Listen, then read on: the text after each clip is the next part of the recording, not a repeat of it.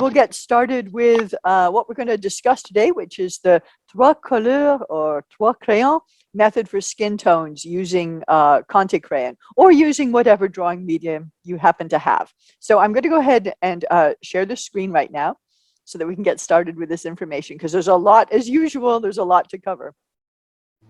And actually, before I do that, I just wanted to point out this crazy combination that I'm wearing this red shirt. I'm in a red studio. And the reason why is the Trois Couleurs method really depends on being able to sort of see tinges of red in skin tones. That's what we're looking for. That'll be kind of the theme today. And so here I've got a certain amount of reflected light. You can see that there's some red in my face. You can see some red reflected under my chin and that sort of thing. So training our eyes to look for that is going to be part of what we do today in this particular method. And Conté Crayon is just one of the ways that we get there. Okay. Let's get this slideshow started. Okay, welcome back to Summer of Drawing. So this is class number 9. Conté Crayon is the drawing medium that we're using. Oh, 1 second here. I'm just going to. Somebody said they thought I had some blush on. It definitely works that way too.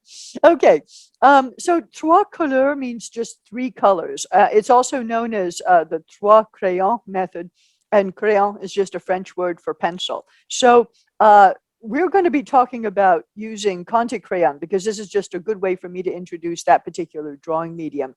But this is a method that can actually be done using 3 colors of just about any colored drawing medium. Let's see. Can't get to the next slide. Okay, so what is Conté Crayon? And I didn't know this myself, but Conté Crayon was invented in the late 1700s by Nicolas Jacques Conte, and he made it out of compressed powdered graphite or charcoal mixed with a clay base. And this was because there was a shortage of graphite caused by the Napoleonic Wars. There was a blockade, and he was not able to get the materials that they normally used for making various different drawing products. So Conte was already known for making certain types of pastels and things like that. So this just became a more clay-based drawing medium, which actually makes it great for us, especially anyone who's starting to work in color and starting to draw, because it's actually easy to control. Much easier, for example, than colored pastels or something of that nature. So the traditional format and the traditional colors are the 4 colors you see at the top there: the black, the white, the sort of like a goldish brown, and then a reddish brown. And these are known by different names, in the industry, depending on whose brand you're picking. But these are the original Conté colors. And then Conté themselves have now branched out to offer that same sort of combination, but with different pigment colors. So you can now use different colors. You can have more of a red, there's a pink, this, that, and the other. But we're going to use just one of it. You can use either a brownish color or a reddish color. Either one will work for the Trois Crayons method, because all you're really doing is you're taking what is essentially a black and white drawing and adding a little color to it, but only in certain places. And I'll show you how we're going to do that in just a minute. So there's a lot of, there isn't one, it's not sort of like a formula for how to do skin tones. There's not just one way to go about this. What we're going to be doing is observing and looking for color in faces, color in skin tones, wherever it occurs naturally, and not coloring an entire face completely with all of this drawing media. What we're going to be using is we're going to be using the paper to do some of that work. So let's see. Okay, so I also wanted to show you, before we talked about the paper part, Conte now, thankfully, has created these sketching pencils. And this is the exact same type of material that comes in the little blocks. And the little blocks are not that difficult to use. They are actually pretty skinny. So it's kind of easy to draw with them. But it's an awful lot easier to draw with these in pencil form. So they have that same sort of muted range of colors. And then they have also branched out to do these, what they call pastel pencils, but these are not like a soft pastel. They're not even really like a hard pastel. They're sort of a little bit more pigment heavy, a little bit softer than the Conte version of Conté Crayon. And I find them wonderful to draw with because you can get so much control.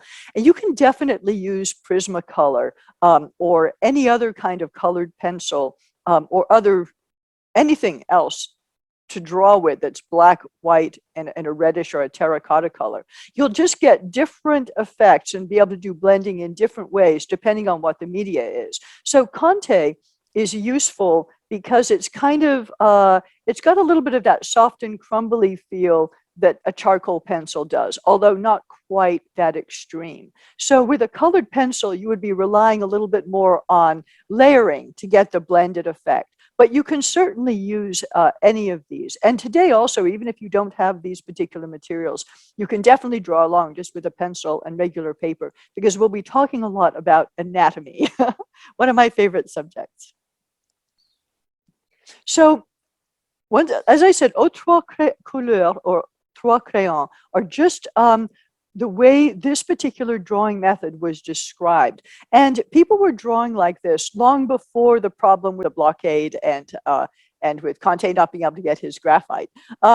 People were using colored chalk. So, for example, Watteau and Rubens and Boucher, they were using just a compressed colored chalk they had available, a red chalk, a black chalk, a white chalk, and they would mix it up just like we do with graphite, with charcoal, with whatever they had. But the idea was to get this little bit of life into their drawing by using just a very, very small amount in just the right places, just a little bit of color. And how do you figure out the right places? Well, we'll be talking about that as we go along this morning. But as you can see from this example over here, which I believe is a sketch by Watteau, we're not talking about covering the entire face. And the paper itself sort of provides all that mid-tone stuff. All we're really looking at are the darks are in the black, the super highlights are in the white, the paper takes care of most of everything else, and then just a little bit of that red or terracotta is put down where a face has a warmth to it. So talking about toned paper, this is pretty important for this method. You can definitely do this method without the toned paper, but the toned paper does so much work for you that it really helps. And so, like I said, whether you're working on a piece of a paper bag just to try it out, or whether you've gone to the effort of getting some colored paper, it doesn't matter, but it's just useful to have a little bit of a tone behind it. So what does that toned paper do for you? These are two examples of collection, sort of like sets of paper you can get from Canson that provides colored papers. And both of these ranges go from a very light to very dark.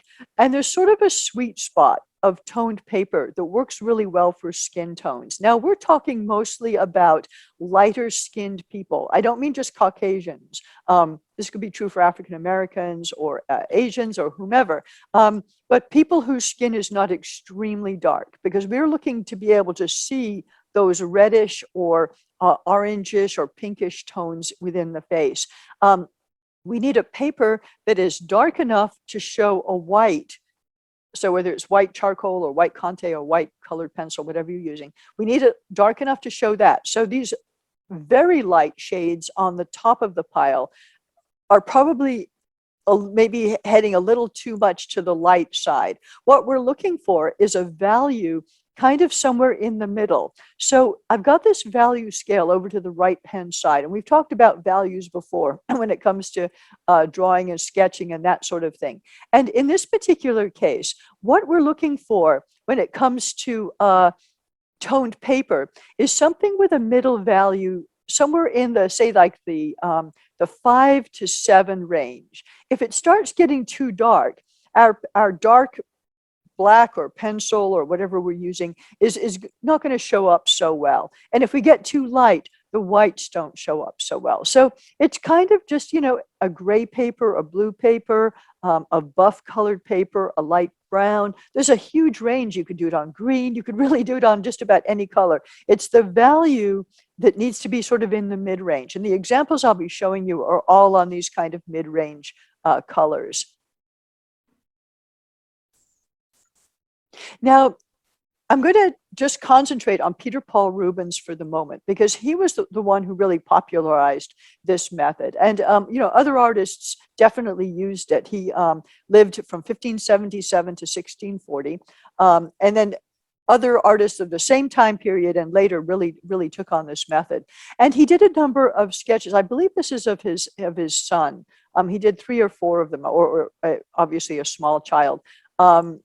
And the idea was just using this third color to start bringing out the warmth, the look of the skin, without having to go fully into coloring everything all the way over. Now, I'd like to point out a couple of things here.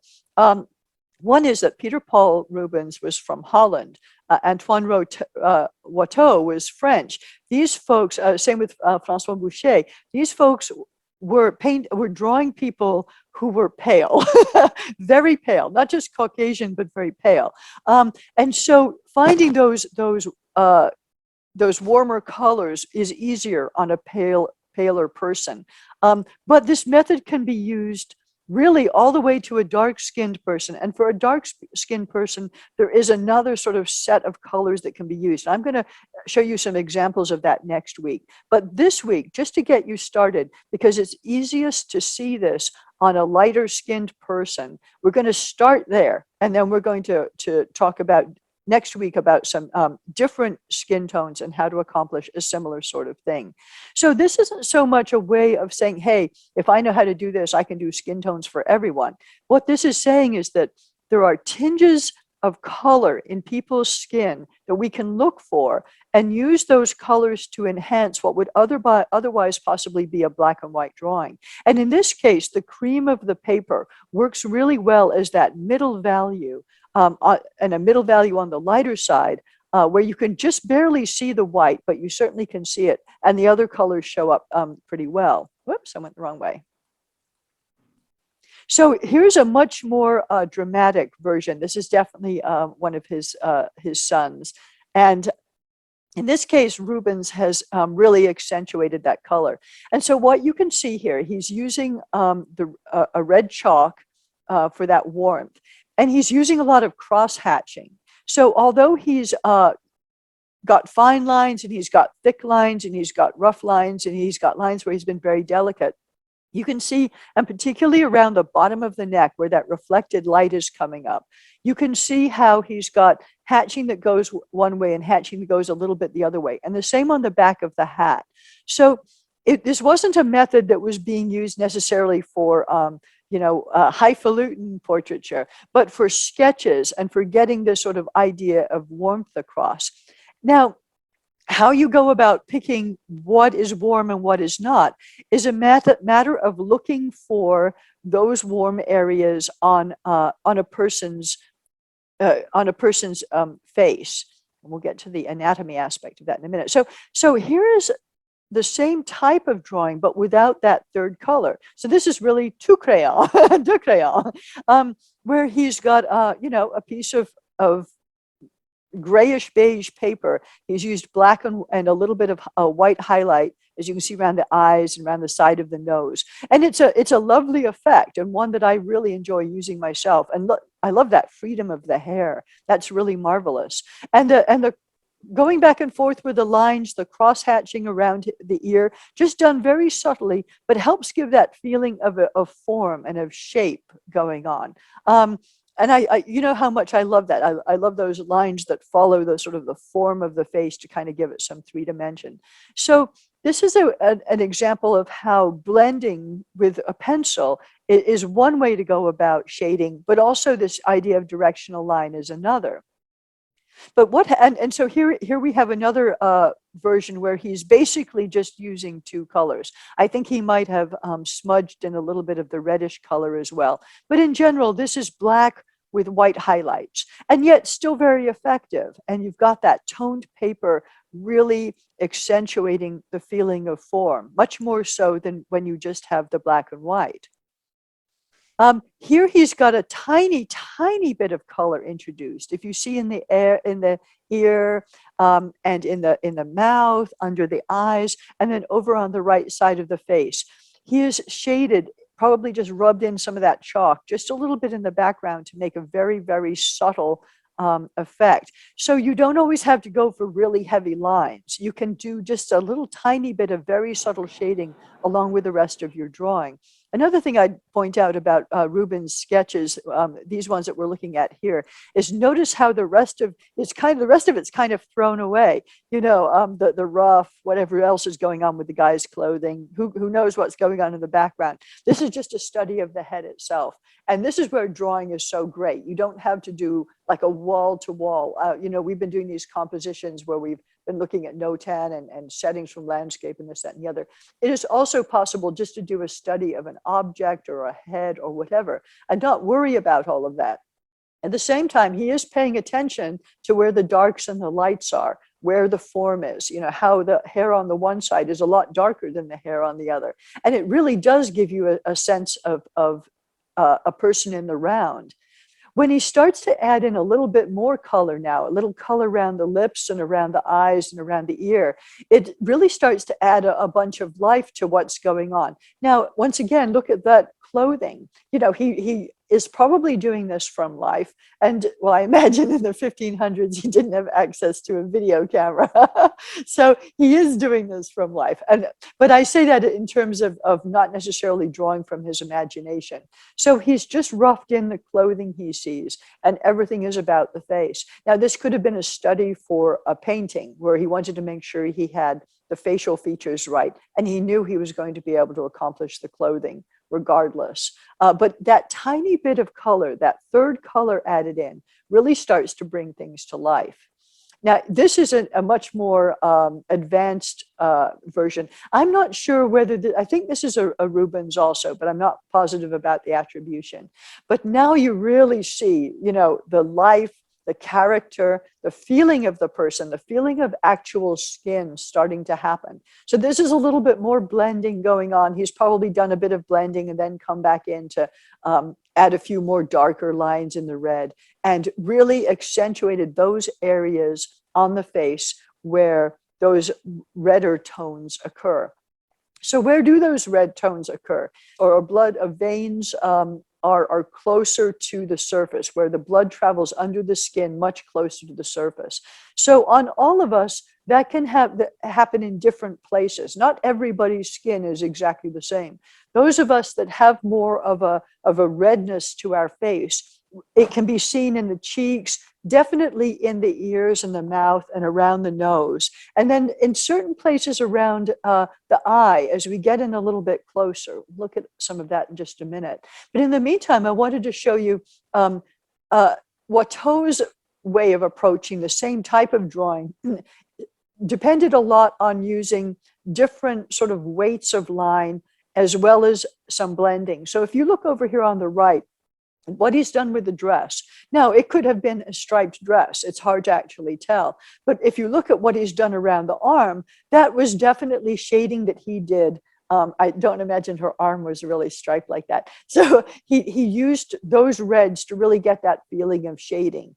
On the face, he's just concentrating on those warmer areas of the face, the mouth, around the nose, around the eyes and the ears. So this isn't a formulaic way of saying you're always going to find reddish areas around there. But those are definitely the places to start looking for this color when you're doing the Trois Crayons method. Now, over here on the left, it's a lot sketchier, and he's just putting down, you know, color to sort of make skin tones, not necessarily being quite as careful about the application, but you really do get the feeling of the girl on the right being in a lot more shadow, and so the color of her face is a bit more intense, and the girl on the left being much more lit, and so you see more highlight and a lot less of that color. So observation is so key to being able to pull off this method. And I included this piece by Lagneau, which I just I love the expression he got. Now, he was actually quite well known for doing, I won't say caricatures, but definitely exaggerated faces of various different sorts, many of them from his imagination or based on people. And then he sort of almost a caricature, you know, exaggerated the noses and things like that. But this is just so marvelous in the way that most of this is just a, you know, a black and white sketch with a little bit of white highlight, but adding that small bit of shading and a little bit of extra line in the red, in that terracotta, just brings this amazing amount of life to this woman. I just like her expression. So how do we go about finding where that color is? One of the things that I have noticed when people try the Trois Couleurs method is there's a tendency to go for far too much color. It would be like looking at my shirt or the background and just putting in a whole bunch of red, and the next thing you know, the whole face is red. Now, there is a method or that you'll see out there, or a technique where people often just use that one reddish or sanguine or brown pencil and do a whole figure drawing in that. It's a really cool and effective look. And you do see it mostly for figure drawing. But that's different from trying to sort of get this idea of a tinge of color into the skin. So when we think about an apple, for example, we tend to think of an apple like a red delicious. It's red, you know, and how would you go about doing that in Trois Couleurs? Well, you really wouldn't, because it's not really suitable for this method. What we're looking for is something that is just tinged. So skin is tinged with red. It's not, you know, full on red all over unless you really got yourself sunburned. So a good exercise over the next couple of weeks for you to do while we're working on this is to start looking at objects for that tinge of red. So it could be an apple. Obviously, these apples have tinges of red to them. Or it could be an object that's sitting beside another red object and there's some reflected light giving it a tinge of red. But definitely start looking at people's faces and start looking for where that reddish tone exists, regardless of the color of the person. So we're going to do some things in anatomy today. And people have been asking me about, you know, how to draw an eye, how to draw an ear, how to draw a nose, a mouth, and that kind of thing. And and the reason why we're saying no, Mr. Potato Head, is because we're definitely going to draw all of these things today. But what we're not going to be doing is we're not going to be drawing with the idea that these are isolated objects that somehow get stuck on a face. Because as I've said before, there really isn't, unless you're drawing Mr. Potato Head, there really isn't a generic nose or a generic mouth. You know, mouths differ from men to women. They differ from through people's ages, ethnicity, your cultural background, you know, the countries you originated from, sometimes that, you know, has an effect on what your features look like. So it's so much better just to look at the person that you are trying to draw. Now, during the course of these classes for Summer of Drawing, at the very end of the classes, I have some classes on drawing from imagination and memory and how we go about doing that. And there's a reason I put that at the end. And that is because really good drawing from memory and imagination relies on having observed and drawn a bunch of things so that you have sort of this filing cabinet in your head of information to draw from and how things possibly look. And once you have drawn a lot of actual noses and actual mouths, actual eyes, then you will be able to much more effectively carry off drawing something like that without having reference in front of you. But it's sort of a mistake to do it the other way around. Like if I showed you, well, this is a pupil and this is an iris and this is how the eyelid works and this is how a nostril works. There's a tendency to apply that to what you're looking at without actually looking really hard at your subject matter. So I'm trying to prevent you from going in that direction by filling your mind up with what different people look like first, so that you have that bank of images in your head by the time you're just trying to sort of, you know, sketch a person out of your imagination. So here are two examples of how I want to talk about ears, noses, and mouths, which is what we'll concentrate on today. Next week, we actually are going to draw from a live model. And so I'll have some other exercises before we start on that. But today we're just going to be drawing from photographs and looking for this color, looking for this third color within the people that we're, the parts of the people that we're drawing. So these two examples of these fellows are excellent examples of what I want to talk about with skin. When we talk about anatomy, we do divide it up. We talk about the ear, the eyes, the nose, the mouth, the cheeks, the chin, this, that, and the other. But really, it can be a bit of a mistake to separate these items off too much, because we do have a tendency to sort of plonk them like the Mr. Potato Head on the head, without really realizing that what we're talking about is a skull and cartilage and muscles that create a certain form underneath. And skin is like this, saran wrap, cellophane, whatever, fabric that's draped over all of that. And it forms a continuous, it's not, those aren't separate pieces that you can pull off. It's a continuous form of fabric, of skin over the top of everything. And that is why I'm always on about there aren't any lines per se. There are things that we perceive as a line, or that we can draw as a line, because the way we see that object in front of us, we can't show how, for example, the skin of the mouth curves inside and goes down to the gums. We can't show that. And so in order to draw it, there is some sort of little linear delineation that we can use to indicate that that's going on. But noses in particular are a place where lines are to be avoided. Now, sometimes if we look over at the guy on the right, you can see his far right nostril.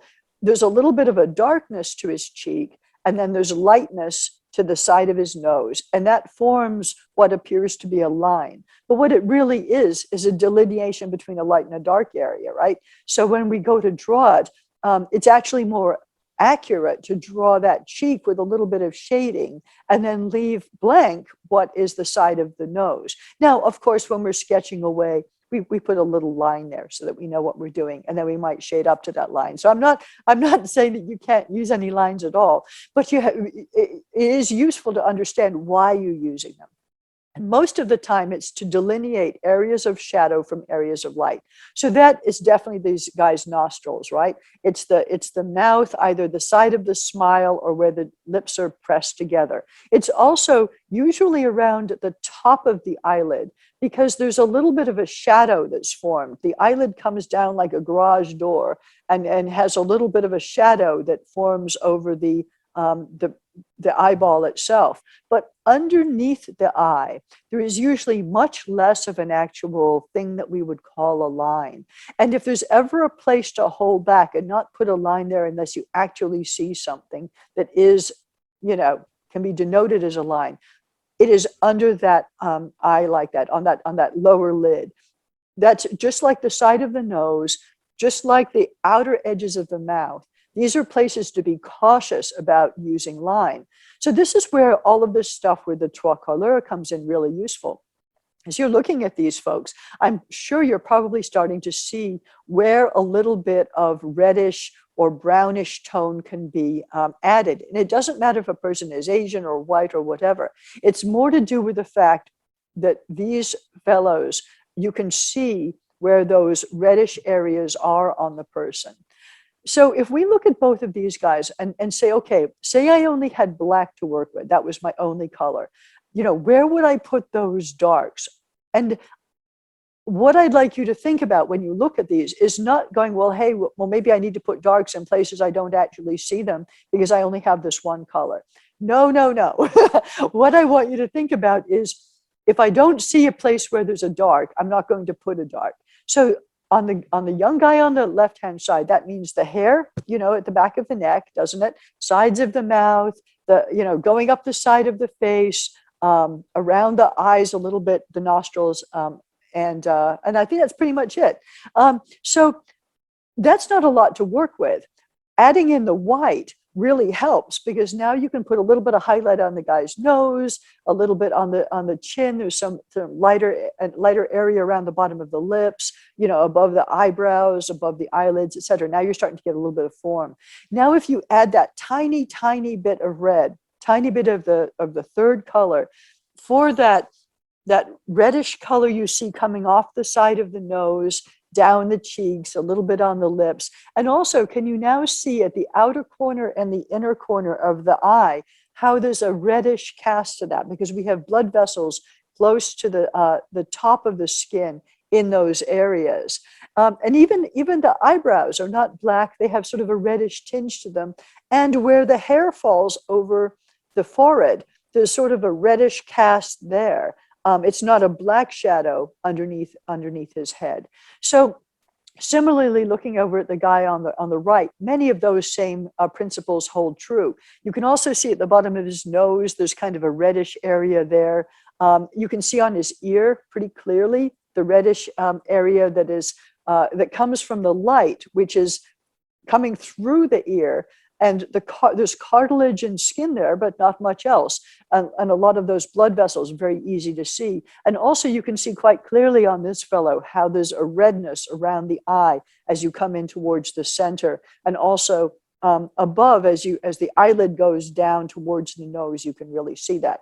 So, and even on his hair, there's a little tiny bit on the left-hand side near his sideburn where you can see the shadow that is formed is a reddish shadow.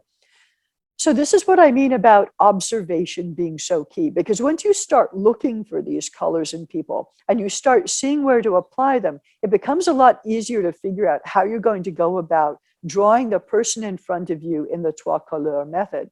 So I've got a couple of just zoomed in images to show you before we actually start doing any drawing. I'm kind of beating this part into your head right now, because next week when we're drawing from a live model, I want you to already have all of this information in your head, because there won't be so much time to think about the details, but you'll start to actually see on a model how this works.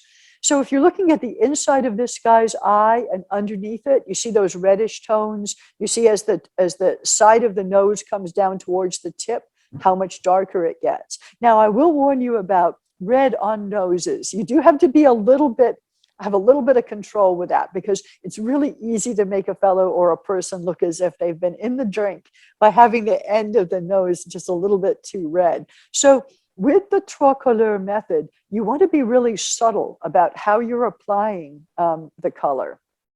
Whoops. And on a baby, you can really see some of that luminescence. So what is happening when this redness that we're seeing is not red that sort of sits on the surface. What we're seeing is sort of the scattering of light as light hits the skin and is traveling through the subsurface and is creating this wonderful kind of glow of red. And we see it in delicate features the most. We see it, in eyelids, and we see it in the interior of a baby's nose, in that little delicate mouth. We see it in people's ears. And it's one of those things that once you start looking for it, whether you're painting or drawing, it gives life to your drawing, your figure drawing, and your portraiture, to have a little bit of an understanding of how this light scattering effect works and how this color, the inside of those nostrils are not actually black. We often draw them as black because perhaps we only have a pencil on hand, and we try to get that feeling of the dark to light as the shadows go up the nasal passages. But what we're really dealing with is we're dealing with light coming through the side of the nose, and this warmth, sort of as if you're sort of in a church and there are stained glass windows, and that color is providing the color to the interior. And that's what happens in a nose, inside the ears, inside the mouth. So it also happens on cats. I love an opportunity to throw a cat picture in, but it's actually really easy to see on a cat, especially when they're lit from behind. You can really see how that luminescence works and how that color comes in. You could actually definitely draw this little guy down here to the right using the Trois Couleurs method. Talk about black, white, and red. So on an ear, what happens is, and the reason I kind of, we're backing into actually drawing an ear, is because when we look at this, we see that red. And now we really see it because we've been looking at examples. We see the black, we see the, we see the red, but we also see all this other color, these midtones, and it can get very confusing, where to start, particularly if you're not all that familiar with drawing ears or drawing whatever the body part is. It's really easy to get everything too dark. And then if we're relying on photography, and for example, this particular photo is pretty highly colored. I'm not sure that this person has an ear that really has that strong of a color to it. So it's good to understand the anatomy and not to go too heavy with color up front, which is why we're going to start with a much more subtle example for our own drawing. But in the meantime, although we're not drawing hands today, and I don't think we'll be doing them next week either, but I did also want to show you, as you're starting to observe where color appears, your hands are a good place to see that, because that color comes up around the, around the nails, you start to see that luminescence in the webbing in between your fingers, on the knuckles, on the back of the hand, and any place where you're starting to see some of the veins come up. Now, what's also interesting is once you start looking for color, you start seeing a lot of other colors as well. For example, you'll start to see the blues and greens that are caused by the larger veins that run underneath your skin.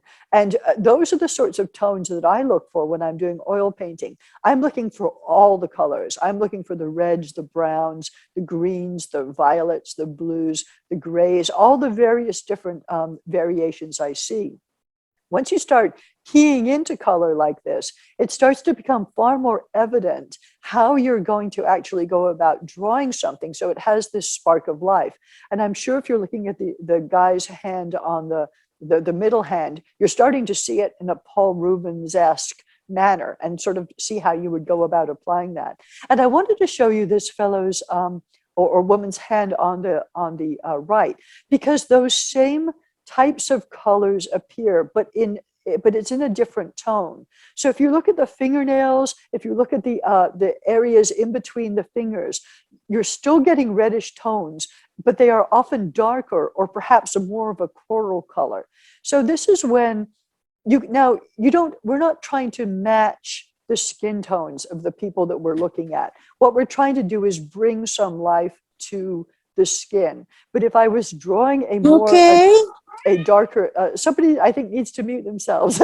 So if I was drawing a darker skinned person, I might actually start off with a darker paper to represent those midtones. And I might actually have my red be more of a wine color, or more of a burgundy, or more of a coral, depending on the person who I was drawing. But what I wouldn't want to do is I wouldn't want to start filling in all the skin with a dark brown any more than I would want to start filling in all the skin on a lighter skinned person with a light beige or something of that nature. This method relies on the paper doing a lot of the work. And we're not necessarily trying to say, hey, this is exactly the color of this individual's skin.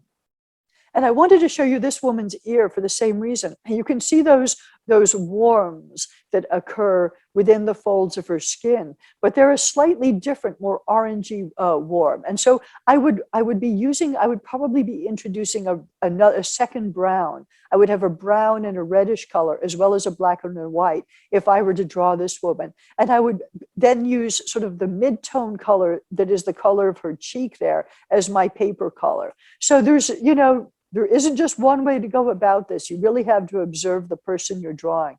But this is why we're starting today with a very, very light-skinned person that has a reddish, ruddy cast to them, because that's the easiest way to start. And then we can work to the more complicated type of skin tone as we go. So what we're going to be doing today to start off with is I'm going to give you 3 different opportunities to do some sketching. We won't have a ton of time on each one, but I think you'll make some good progress and we'll be well set up for what we're going to do next week, which is a little more complicated. So I have these casts hanging behind me on my wall. They're large, 6-inch noses and that kind of thing. And they are cast from Michelangelo's sculpture of David at the Louvre Gallery. And Caprioni Collection in Woburn, Massachusetts are actually the people who sell a lot of these reproductions, these casts of these statues. Actually, what's interesting is conservators often have to spend a lot of time removing the wax and plaster and such. They allow a certain number of people or companies over time to make casts, but often a residue is left. And so conservators have to spend time, getting back to the original marble. But in this particular case, these particular items are used as sort of standards. So if you're talking about generic, then this is sort of as close as you get to a generic nose, eye, mouth, that sort of thing, to sort of start understanding how they work. Now, the way that Michelangelo sculpted this was so that it would be seen from a distance, and the shadows would create those things that we call lines. When you're actually having a closer look at, and so when you're drawing people, of course, you're putting in those, lines for eyes, lines for mouths, that sort of thing, that don't actually exist on the cast itself. So here we have, this is the first thing we're going to sketch. And just for about 5 minutes or so, what I'd like you to do is just to draw the cast you see over here on the right, just using your black, but don't go too dark, a little bit of white highlight, and a little tiny bit of the red or terracotta where you see the color. And instead of me drawing this week, next week I'll be doing a demonstration along with the live model. But in this particular case, I just want you to have a look at how Rubens did, because I want you to hold back on all of your color, hold back on the white, hold back on the black, go as subtle as you can, and let the color of the paper do the most work. So I know I'm throwing you right in there, but this is academic drawing, and we're not going to get through the summer without doing some. Now, on your own time, when you get these drawings, what I would like you to do is to do as careful a rendition of this mouth, nose, and ear that we're going to be looking at today as you possibly can. And you can grid it up to get it onto you can have, maybe a printout or look at it up on the screen, grid it up to get it over to the paper you're using, or just be super careful. But really try to get a sense, I'm just going to talk about this as you're sketching away, get a sense of how the skin is a continuous fabric that lies over the skull and muscles and fat and everything else that's underneath. The edge of our lips are defined by this little kind of ledge that is created as one part moves to the next.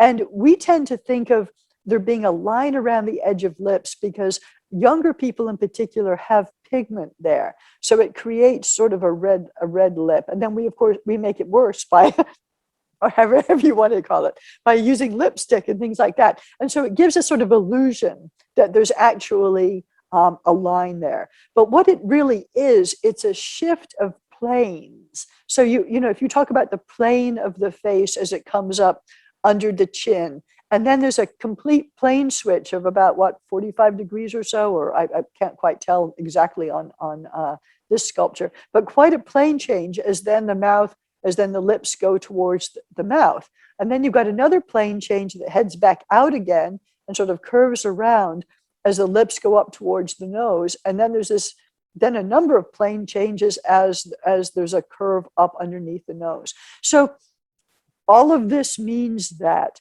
the lines that we tend to use when we draw the edges of lips and things like that are really just indications of plane changes. And so less is more. In this particular case, where you've got the more acute plane change, that's and the shadow is helping you sort of see a line there. So if you squint at this, you can see that, a quote unquote line underneath the lip and underneath the lower lip as everything heads into the mouth. And so a really good way to draw this is to have a subtle line that you put there so that you know where things are, and then do some shading, shading from the darker tone, the darker value to the lighter value as you go out. So people sometimes ask me, when do I add the red? When does that come in? And I put it in whenever I want to. Like I often start with the dark, with the black or the gray or whatever I'm using, just because, hey, it's easier. I'm trying to get stuff where it's supposed to go. But then I usually kind of mix in the red, because to me, the red is part of creating that form and that shading, just like the subtle gray that is made from, you know, the blended black. And then usually I put the highlights in near the end, or I do something that's similar to what I do with painting. So with painting, I'd be going along, I would have my toned canvas or your colored paper. I'd be putting in my darks. I'd be putting in the reddish tones and blending those back and forth, maybe smudging them in some places and maybe just, you know, hatching lines in others, depending on what I felt like doing. And then I would add in some of those highlights. And then I would keep working, you know, perhaps doing a little bit more shading and shaping. I might use some of that white to blend back into the red or blend back into the black to kind of get some of those grays. And at the very, very end, the last two stages, I would go in and say, okay, have I mashed down any of my darks and made them too light, you know, by all my blending? Do I need to restate my darks just a little bit? And do I then need to restate those highlights? And usually at the very end, I do. Usually there are a couple of places, if I squint and look at it, I go, okay, I can see, you know, at the little upwards V of underneath the chin and on the top of the lip and at the side of the mouth, and particularly on the left-hand side, there's a place there for some real highlight. Likewise, that little area underneath the nose, and there's a name for it, which I've completely forgotten, which, you know, there's usually a good highlight is caught right in that area. And so I'll come back to those same spots and try to put a highlight in there. Okay, so wrap this one up. We're going to go to the next body part. And here's a nose. So once again, we're going to look at this example over to the right, just to give you an idea of how not to go too far with the color. So what I did was I relied on the reflected reds in my studio to give this what is basically a sandstone plaster cast a little bit of color. So there's actually kind of a purplish color that's coming in there that you can either count as a red or count as one of the darker, you know, grays that you use, whatever you would like. You can sort of see it running down the left-hand side of the nose. But the reason why I want you to draw this cast is because there is no actual line that goes from like up by the eyes down to the bottom of the nose. It's all shading. It's all a matter of shading. So when I sketch, I put I draw those like areas of the edges of the shadows, even though they're kind of light. I draw them really, really light. But I want to get those shadows right because they will help define how the form goes. And then I'll do the rest of it with shading. And likewise, underneath the nose, I'm pretty careful about how that line goes that I do see, where the darks of the turned over middle of the nose meet the underneath of the nose. And then likewise in reverse, where the darks of the nasal passages going up meet the turned over skin of the edges. So you kind of have like, you know, the darks are on one side of the quote unquote line when it comes to the nasal passages, and they're on the top side when it comes to the bulbous part of the nose that sort of turns under. And this is all just a matter of where the light is coming from. If the light was falling in a different direction or coming upwards underneath the nose or much more drastically from above, you would get different effects and you would see this shading in different places. But when I look at this drawing over here on the right, what life is brought into a drawing by just having a little bit of that shading and color and highlight in the right place. And really most of that is paper. Most of what's going on in terms of skin tone is actually paper. I'm going to just look quickly at the chat and see what people have asked. Oh, Filtrum, thank you very much. I knew it was a name I'd heard before. I forgot all about that. Oh, the paint by number kits. I used to really like those. I don't know that I ever used them myself, but I always was fascinated by all the various different colors that were offered. Now, how did he get the fine lines? Well, some of these drawings, of course, are a little bit on the larger side, not really large. But if you've got that Conté crayon that comes in the long black lozenges, and it's relatively hard, you can get a reasonably fine point either by sanding off the edge to the shape that you want, or you can slice it a little bit, you can cut it a little bit, or sometimes what I end up doing is just sort of breaking a piece in two and using the jagged, the jagged sharp edge, because it does tend to hold a point reasonably well. Not quite as well as a pencil, but definitely better than charcoal, so that you can get some fine lines. But thank you for asking this question, because it gives me an opportunity to talk about something which I've wanted to start bringing up, and that is called quality of line.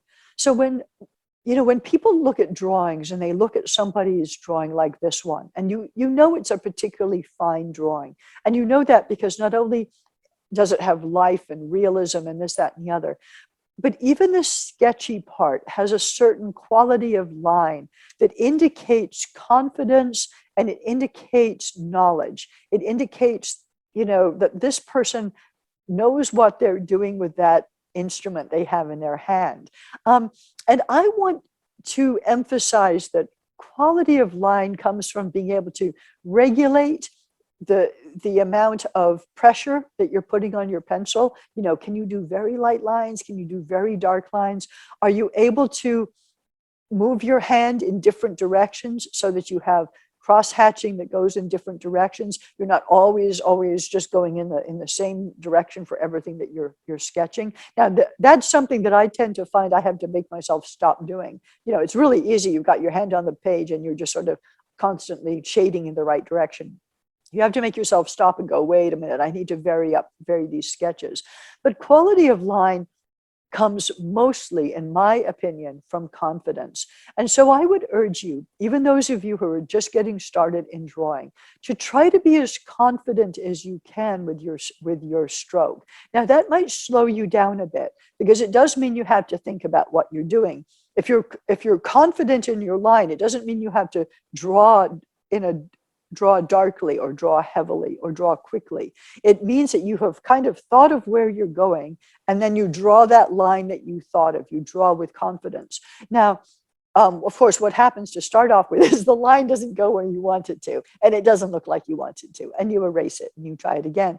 But even the best painters and artists wipe away their strokes and make another stroke if that stroke didn't quite work, or they try it again, or they practice whatever it is they're doing. But this idea of being able to draw with confidence will allow you to start stepping towards creating work and drawings with that quality of line that we see here on the right-hand side. What happens for painters, and you often hear instructors saying this, quit dabbing on your canvas, because what's happening is while they're thinking, they're just dabbing away, right? They're not sure what to do next. So instead of stepping back and going, where do I really need to apply the paint to do whatever effect I want? They're just sort of like applying paint and hoping that they're just going to hit on the right solution. Now, unless you're a pointillist, which actually does involve that method, you've probably seen people do it, or you've done it yourself. And the same thing happens with sketching. If you're not quite sure what you're doing, you keep kind of sketching, adding more lines in there, hoping it's going to get better. And that's usually the opposite of what happens. So this is why I'm urging restraint. And this is why I'm showing you Rubens' drawings that have so much restraint and so much quality of line, because that regulation of pressure, that ability to, maybe he's got 2 or 3 different either leads or Conté crayons that he has, maybe a thick one and one that he sharpened to a thin point. Who knows? But that idea that you've got your tools there that you can use to create these lines, and that you've got, you're going to use subtlety where you need it, and more pressure and heavier lines where you need it. That comes from observation and skill, but it also comes from confidence. And that confidence is something you can build in yourself. You can just try it out. You can say, hey, I'm going to draw this next thing, and I'm going to be confident about it. And so having said that, we're going to move on to ears. Here we go. All right, so this is the last thing I want you to draw today. Ears can be a little bit on the complicated side. Everybody, I know a lot of painters who just sort of do a quasi-generic ear when they're painting. But I really want you to take the time to have a look at how an ear is constructed. Now, on this little child over here, you can't see much of the ear apart from the fact there's reddish to it. In the cast over here, you can only see a little bit of a reddish tinge here and there, which you can accentuate or not as you want to. But what I'm more interested in you doing in this particular case is just looking at how an ear works. And then perhaps if you do add in some of that red tone, which I definitely would like you to try, to do it with the subtlety that you see has been done in this child's face over here, where it's super, super subtle. And so the way the ear works and how you've got this sort of big loop at the top that then goes it looks almost like it's going inside, but the interior of an ear is actually over there on the left behind that protrusion. Now, this is from a sculpture, so obviously it's not going inside the body the way it really would in real life. But this shape is one of the most difficult things to draw. And everybody's ears are different. They attach in different ways. These proportions are different. Like this is basically divided up into thirds. But you'll see people whose the lobes of their ears are much longer, much shorter. Their ears are closer to the head, et cetera, et cetera, et cetera. I like very much painting people's ears when I paint their heads, because it is to me another identifying feature that's really unique to this one person. But there are, just like this little person over here on the right, if the hair is falling over, often you can't get much of a sense of what is going on. But there is no doubt, regardless of even if there's hair falling over, there's still a warmth that goes on. If you're a painter and the hair is falling over the ear of your person, you would still use a warmer tone, even in the shadows, to indicate where that ear was. So this is just a little bit of it's a complicated feature, but what we're going to do next week is I've got a couple of examples that I've drawn using the Trois Couleurs method with people of different skin tones, just so you can get an idea of how that works. And then we're going to draw my friend and artist Adriana, who sat for me, bless her, so that I could video her and we could play that, and you would get an idea of how to actually draw someone from life, but that you would already have tried drawing some of these body parts in advance. It'll be so much easier to draw her at that time. So the Trois Couleurs method, it's not sort of like a secret formula, as you can see, for skin tones, but it is a matter of observation and a matter of being able to subtly apply these reddish tones where we see them on a person. So if you spend this next week really looking at people, and then hopefully also trying to draw the nose, the mouth, the ear that I have here, this will get you a long way for when you're actually drawing a person. Because when a person is sitting in front of you, in this particular case, and you have to start sketching, and they're moving just a little, even though they're trying not to, the sense of urgency that happens when you're trying to sketch, it's really good if you've already encountered some of these body parts before, and it won't be your first time trying to draw them. So just go ahead and wrap up for the moment, because we are right at noon. We got through so much information. Well, we got about 2 more minutes to go, so I'll give you another minute. We went through so much information. I know this is sort of a very quick overpass, but it is important to think of this idea of every body part being different from every other body part. But at the same time, understanding that skin is just this wrapped form over the top of a skeletal structure, and that lines are created only where we see shadows or where there are dark passages next to light passages, and that we as artists can create what folks think of as lines by using shading, so that we don't end up with a Mr. Potato Head scenario. Okay, so let's just wrap up the last notes for this. So, Trois Crayons can be used using any colored drawing media, and tone paper is best because you're getting this idea of it's really a fourth color to your drawing, but it's also giving you a lot of color to start with, so that you can concentrate on the darks, the highlights, and where those reddish tones are that really bring life to a drawing. And I would definitely recommend trying this with different drawing media. You can even do it in watercolor and paint. It doesn't necessarily, or gouache, it doesn't necessarily have to be a dry media, although dry media is useful for, you get that hatch look or the subtle shading. Look for those tinges of color. That's what you're all about. Only just enough shading to indicate what's going on and not overdoing it. And then only put that color where you see it occur. People tend to start, once they get into this method, starting to put a lot more red and white on the face, and it turns into a kind of a kabuki mask. So you want to keep it on, let that paper do its job. Let the paper be that fourth color. So give it a shot. Get ready for next week, where we actually are going to draw a model using this method.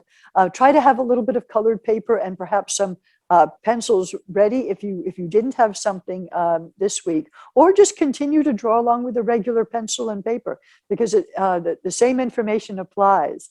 So thank you once again.